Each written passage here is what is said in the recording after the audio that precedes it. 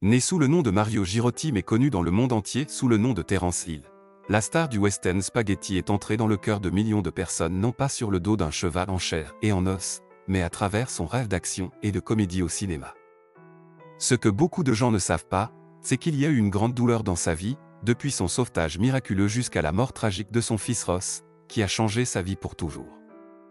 Alors que lui est-il réellement arrivé? La guerre marque l'enfance de Mario Girotti. Il est né Mario Girotti à Venise en 1939. Son père était italien et sa mère allemande. Ce lien a conduit la famille à déménager à Lommatzsch en Saxe lorsque Mario avait 4 ans. Ses parents pensaient qu'ils seraient en sécurité à la campagne, mais la guerre les rattrapa après le bombardement de Dresde, à quelques kilomètres de là. En février 1945, Mario voit et entend le bruit des bombardiers survolant sa tête. Son père, qui travaillait en ville, n'a pas été blessé. Bien que la famille ne l'ait découvert que quelques jours plus tard, Mario a fait des cauchemars pendant des années. En Italie et pendant la période de stabilité d'après-guerre, le chemin de Mario s'ouvre à lui dans un club de natation local. Il s'est avéré que les parents d'un de ses coéquipiers étaient les assistants du réalisateur Dino Risi, réalisateur d'une comédie italienne. Le casting des candidats pour les rôles d'enfants dans le prochain film de gangster a été annoncé. Mario et sa mère partent pour une audition et Mario revient avec un rôle important. Il est ensuite devenu un acteur prolifique, utilisant le théâtre pour payer ses études, mais cela ne s'est pas fait aussi naturellement qu'au début. Il a déclaré au Vanity Fair italien cette année: « J'avais très peur avant d'arriver sur le plateau, mon rythme cardiaque était dans les 150 et j'avais de la fièvre. Cela a également été bénéfique pour ma famille. » Mario a participé à des compétitions de natation à l'âge de 12 ans et est devenu un enfant acteur, jouant dans le film Roman Holiday, mettant en vedette un orphelin dans le rôle d'un chef de gang. « Ils cherchaient le chef du gang et ils m'ont trouvé », a déclaré plus tard Girotti. Il entre dans le monde du cinéma. Il joue son premier rôle principal dans Gwalion en 1956. Il est également apparu dans Modern Now Best 1956, The Grand Journée avec Yves Montand et Alida Valli et The Road 1959. Il a joué des rôles secondaires dans Patron of a Port avec Virna Lisi, Jukebox et Hannibal avec Victor Mature et Carlo Pedersoli, qui deviendra plus tard connu sous le nom de Bud Spencer. Girotti a joué dans les films Spartacus et Lovers et a repris des seconds rôles dans la comédie pour adolescents The Boys from Rome. Il est également apparu dans les films Army Madness et José and the Jester avec Jeff Sandler et Robert Morley, réalisés par Irving Rapé. Il a également joué des seconds rôles dans Les Merveilles d'Aladin avec Donald O'Connor et réalisé par Henry Levin et Mario Bava dans Love Kelly avec Rod Taylor et Short Days 1963. En 1963, il entre pour la première fois dans la célèbre industrie cinématographique en jouant le rôle principal dans Le Léopard de Visconti. Outre les films italiens, il a également joué dans des films allemands et espagnols comme Le Péché de l'amour avec Sarah Montiel. Son apparition en Allemagne lui ouvre l'opportunité d'incarner des personnages anglo-saxons dans de nombreux films italiens se déroulant en Occident. En 1964, il retourne en Allemagne, où il joue dans une série de films de genre variés, comme des films d'aventure et des westerns, adaptés des romans de l'écrivain allemand Karl May. Certains titres notables de cette période incluent le dernier film, Rebelle, avec Lex Barker, et 3 films avec Stuart Granger, Prince Loup et Duel at Sunset, avec Peter Van Eyck. Il a notamment joué le rôle principal dans le film produit en Autriche L'Appel de la Nature, ainsi que dans les films Carthage et L'Appel de la Forêt Noire. Cependant, lorsqu'il était enfant, Terence Hill aimait aussi les plats allemands, car l'acteur a grandi en Allemagne dans la famille d'un père italien et d'une mère allemande. Quand le petit Mario avait 4 ans, Girolamo Girotti et sa femme Hildegard ont déménagé à Lommatzsch, près de la capitale du Land de Saxe. Aujourd'hui, ici, la future star de cinéma a survécu au bombardement dévastateur de la Seconde Guerre mondiale, et Terence Hill entretient un lien étroit avec ses racines allemandes et parle toujours couramment l'allemand, presque sans accent. En 1965, la vie de Terence Hill subit un changement important. On lui demanda de choisir un nom anglo-saxon plus commercial, et il choisit Terence Hill en partie parce que les initiales étaient les mêmes que le nom de sa mère, Hildegard Thiem. Selon une autre version, le nom Terence aurait été choisi en l'honneur du comédien afro-romain Publio Terenzio, dont il connaissait et appréciait le travail. De plus, le 23 juillet 1967, il épousa Laurie Zwickle-Bauer, une germano-américaine qu'il rencontra lors du tournage d'un de ses films, Almeria, en Espagne. Il, alors sous son vrai nom Mario Girotti, fait sa première expérience en tant qu'acteur de cinéma dans des western spaghetti. L'acteur, né à Venise, doit son apparence éblouissante à son parcours sportif italien. Le cinéma attribue son talent d'acteur à sa ressemblance avec le héros occidental Franco Nero. Cependant, le nom de Mario Girotti ne convenait pas au public international du cinéma. En 1967, Mario Girotti se voit présenter une liste de 20 pseudonymes différents parmi lesquels il doit choisir un nom de scène. Le choix s'est finalement porté sur Terence Hill. Le jeune acteur a rappelé les initiales de sa mère, Hildegard Thiem. À propos, le partenaire de Terence Hill, Bud Spencer, portait en réalité un nom différent, Carlo Pedersoli, et s'est inspiré de son amour de la bière Budweiser et de son acteur préféré Spencer Tracy. Dans l'heureux mariage de l'acteur italien, le couple a eu un fils, Jess, en 1969, né à Los Angeles et qui s'est également lancé dans le cinéma. Cependant, quelques années plus tard, le couple décide d'adopter un deuxième enfant en Allemagne. Ross, né en 1973, est connu du public pour avoir joué dans 2 films avec son père dès son plus jeune âge. En 1990, la famille vivait aux États-Unis. Ross venait de commencer à sortir avec quelqu'un à l'université et était en train de filmer Lucky One alors qu'il n'avait que 16 ans. L'accident mortel a mis fin à sa jeune vie, une tragédie pour Terence Hill et son épouse Laurie Zwickle-Bauer, mariée depuis 1967. L'équipe formée par Hill et Spencer connaît son premier grand succès commercial en 1970. Western Spaghetti au ton comique, My Name is Trinity et sa suite sont largement connus sous le nom de Trinity Duet. Terence Hill a toujours joué le rôle de l'escroc rusé, et Bud Spencer a joué le rôle du Brutus bon enfant et grincheux dans 19 comédies pleines de bagarres et de disputes. En 1995, le troisième film, une continuation du duo précédent Bambino, est sorti, et c'est devenu leur dernier projet commun. Bien que plus de 20 ans se soient écoulés et que Hill et Spencer ne travaillent plus ensemble, Dino De Laurentiis a choisi Hill pour son premier film anglais, Mr. Billion, réalisé par Jonathan Kaplan pour 20th Century Fox et mettant en vedette Valérie Perrine et Jackie Gleason. Le film fut un échec au box-office. De retour en Italie, il tourne Crime Booster avec Spencer. Un autre film anglais, March or Die, The Legion S Story, réalisé pour la classe et les mettant en vedette Yann Hackman et Catherine Deneuve, a été une déception au box-office. En passant du temps sur le plateau, les journalistes ont remarqué sa belle apparence et son charme facile. Cet arnaqueur élégant et ancien champion de sport nautique conserve un équipement de sport complet dans un hangar près de chez lui à Berkshire, dans le Massachusetts, et insiste pour réaliser toutes ses propres cascades. Cependant, le Times a ironiquement exprimé des doutes sur le fait que s'il voulait devenir une grande star en Amérique, il devrait arrêter de fraterniser avec les figurants et de sourire légèrement nerveusement à tous ceux qui l'approchaient. Il doit apprendre à être dur et à grogner contre le personnel de la garde-robe lorsqu'il n'a pas le costume dont il a besoin quand il en a besoin. Il avait 37 ans à l'époque. Au sommet de son art, avec un quart de siècle d'expérience cinématographique à son actif, il débute sa carrière enfant dans son Italie natale et s'installe en Europe dans les années 1960. Il a répondu à la demande d'anti-héros de western spaghetti suscitée par l'homme sans nom de Clint Eastwood. Eastwood et ont même réussi le curieux exploit de prendre ces archétypes imbibés de sang et de les transformer en comédie à succès avec des héros et des combats physiquement comiques. Comme le notait le Los Angeles Times, dans Irrésistible il avait le dos droit, les yeux bleus et des mouvements semblables à ceux d'un chat qui mettait en valeur son beau visage symétrique, un visage qu'il mettait à profit dans les rôles expressifs et ludiques qui caractérisaient une grande partie des personnages. Son travail au fil des décennies. Malgré sa maîtrise de l'italien et de l'anglais, il était généralement doublé par d'autres acteurs dans les 2 langues. Dans les versions italiennes de ses films, plusieurs acteurs l'ont exprimé jusqu'à la fin des années 1960, dont Sergio Graziani et, à partir de 1970, Pino Loxi jusqu'en 1983 et Michel Gamino 1983 à 1996.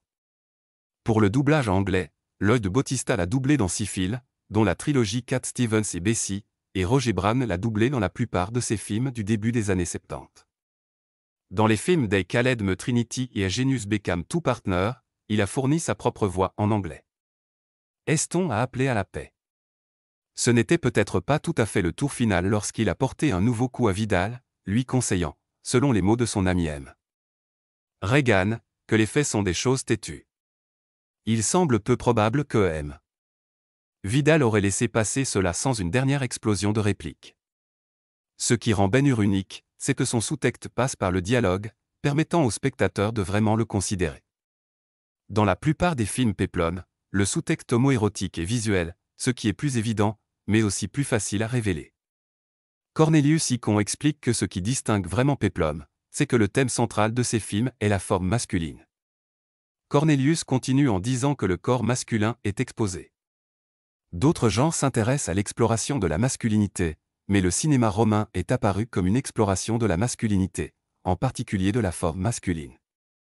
Mais l'intérêt du public gay pour les films romains va au-delà des doubles sens ou de l'esthétique sexualisée, ce sont aussi des histoires sur la justice sociale.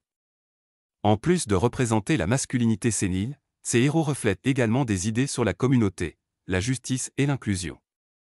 Ces films représentent une société progressiste et inclusive, ils créent des communautés où les homosexuels se sentent appartenir, ce qui laisse une impression positive et puissante. Il était contre l'injustice, mais personne ne croyait aux activités politiques de Heston.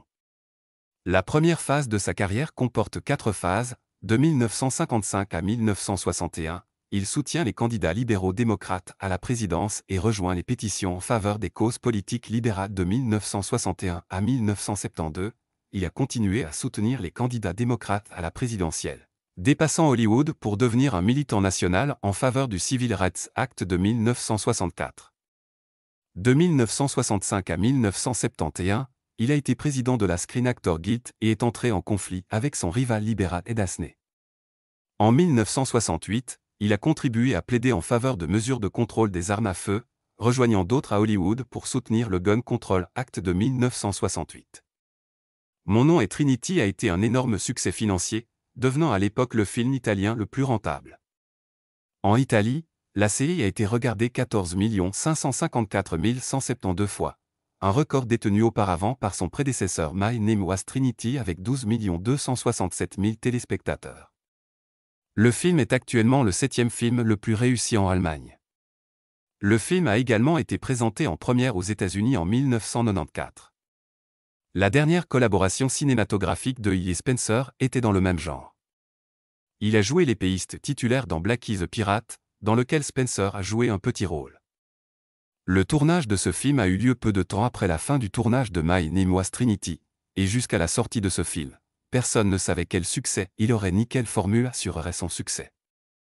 Peu de temps après la fin du tournage de Blackie le Pirate, la production de My Name Is Nobody a commencé. Le film a été le premier à se dérouler dans un contexte moderne, même s'il a conservé de nombreux éléments comiques des films précédents. Films qui n'étaient pas des westerns, attention. Nous sommes fous deux missionnaires, un duo d'incriminés, des couples de Jones, je suis un aventurier, un trésor de pirates pour tout le monde et double ennui.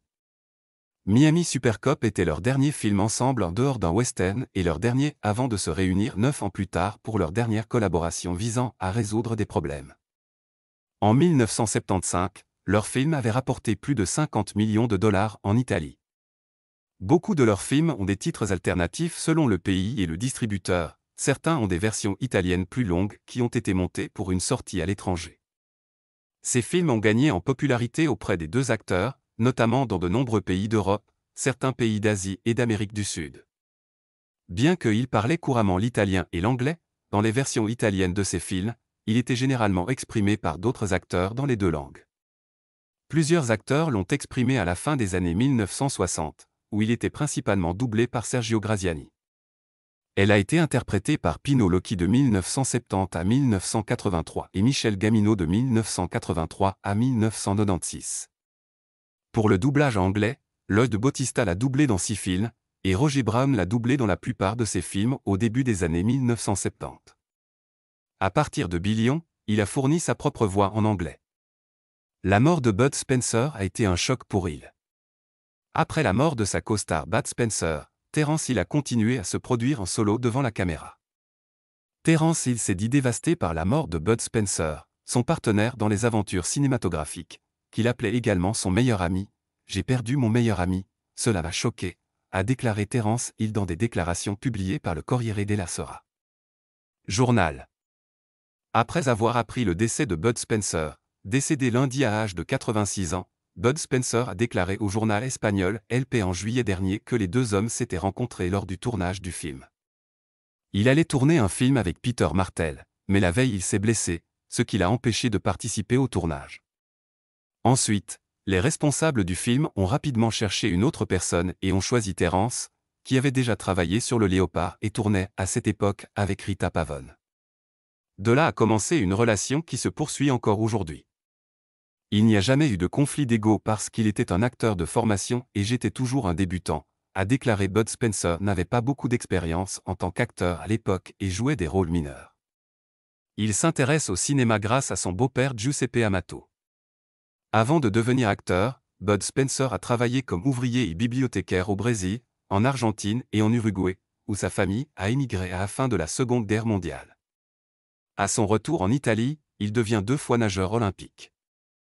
La mort de Bud Spencer a provoqué une réaction du chef du gouvernement italien, Matteo Renzi, à qui il a dit au revoir avec cette phrase sur Twitter, « Ciao, Bud Spencer, nous t'aimions tous beaucoup », et du ministre de la Culture Dario Franceschini a rendu hommage au grand interprète de notre cinéma, qui a eu une longue carrière, a su divertir des générations entières et captiver le public grâce à son grand professionnalisme. Il et Bud Spencer ont réalisé un total de 18 films ensemble, laissant à leur phare un grand nombre de scènes d'action et de répliques de signature. Après la mort de Bud Spencer en juin 2016, Terrence Hill a continué à travailler sur la série télévisée Don Matteo, Cop Mountain et sur le film My Name is Somebody. Terrence souffre d'une profonde dépression après la mort de son fils. Rose Hills, les enfants de Terrence Hill, son fils biologique Jesse Hill 1969 et son adoptif Ross Hill 1973 à 1990, ont suivi les traces de leur père en jouant avec lui dans certains de ses films. Ross Hill est décédé en 1990 dans un accident de voiture, après quoi Terrence est tombé dans une profonde dépression. Ross était un garçon déterminé et têtu, à qui ses proches lui ont même donné le surnom de Ross the Boss. Lorsque le tournage de Lucky Luke a débuté au Nouveau-Mexique, le jeune homme avait 16 ans. Le 30 janvier 1990, les garçons sont retournés à l'école en voiture, située à 200 km de là, mais malheureusement, ils n'y sont jamais arrivés seuls. Ils sont arrivés à Stockbridge lorsque Ross a perdu le contrôle de sa voiture sur la route verglacée. Ils ont conduit la voiture sur 20 mètres sur l'asphalte, puis ont percuté un arbre. Ross est décédé immédiatement, les médecins de l'hôpital se sont battus en vain pour leur ami, malheureusement, il est également décédé des suites de ses blessures. La tragédie a complètement bouleversé la vie de la famille Hill. L'acteur toujours souriant était complètement déprimé psychologiquement et s'est retiré de tout type d'apparition publique, s'éloignant de tout le monde pendant de nombreuses années.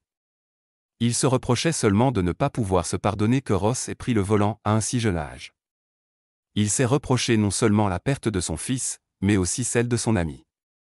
Kevin Lehman raconte que 5 ans après la tragédie, Terrence Hill a parlé publiquement de la perte de son fils. La mort de Ross a eu un grand impact sur moi, mais j'ai appris à accepter l'immuable, j'ai réalisé que le bonheur ne dépend pas des choses matérielles. La source du bonheur est l'amour et l'amitié. Après la tragédie, il ne pouvait même plus travailler. Enfin, le tournage de Lucky s'est terminé, pour lequel ils ont réalisé non seulement un film, mais également une série de 8 épisodes. La star a rencontré plusieurs problèmes lors du tournage et le rôle de Billy the Kid a finalement été retiré du scénario pour des raisons évidentes. Après cela, il n'est plus apparu devant les caméras pendant plusieurs années. Il revient avec le film Fight Till Christmas de 1994, dans lequel les fans ont pu le revoir après 9 ans aux côtés de Bud Spencer. Terrence continue de trouver de la joie dans son travail. Il a réalisé le film Lucky Luke 1991, dans lequel il a également joué, qui a été tourné aux États-Unis. Cela a conduit à la création d'une série télévisée du même nom. En 1994, il reprend le rôle principal aux côtés de Spencer dans le film Trouble. Le film Lucky Luke fut depuis lors son dernier grand succès. Terrence Hill est resté silencieux sur le film. Son prochain projet télévisé était Don Matteo, une série télévisée italienne de 16 épisodes dans laquelle il incarnait un prêtre sur les traces d'un détective. En 2000, il décroche le rôle principal dans la série télévisée italienne Don Matteo 2000, sur un curé inspirant qui aide les carabiniers à résoudre les crimes locaux dans sa communauté. Ce rôle a valu à Hill le prix international de l'acteur exceptionnel de l'année au 42e Festival de télévision de Monte-Carlo, ainsi que des prix pour la série et le producteur Alessandro Iacovino. La série a donné naissance à des téléfilms tels que L'Uomo che sognava con l'Aquila, Doc West et Triggerman est également co-réalisé par elle. Il a réalisé une autre série télévisée italienne pour la chaîne de télévision publique Rai 1, cette fois intitulée Un passo dal silo, dans le rôle du chef local des forestiers de l'État de la région d'Alta Pusteria. La deuxième saison a été tournée en 2012. Il a réalisé le film 2018 Je m'appelle Thomas. La même année, le jeu vidéo commun Bud Spencer et Terence Hill, Slaps and Beans est sorti. Il possède la nationalité américaine et, en novembre 2022, il a également obtenu la nationalité allemande par filiation au consulat général d'Allemagne à Los Angeles, sans avoir à passer un examen de naturalisation. En concluant ce chapitre sur Terence Hill, nous rappelons que la vie, comme le cinéma, est un tissu tissé d'ombre et de lumière. L'héritage de Terence n'est pas défini par les tragédies auxquelles il a été confronté, mais par les innombrables moments de joie qu'il a apportés. Son histoire témoigne du pouvoir durable de l'esprit humain de transcender, de divertir et d'inspirer. C'est tout pour la vidéo d'aujourd'hui. N'oubliez pas d'aimer et de vous abonner. Rendez-vous dans le prochain épisode.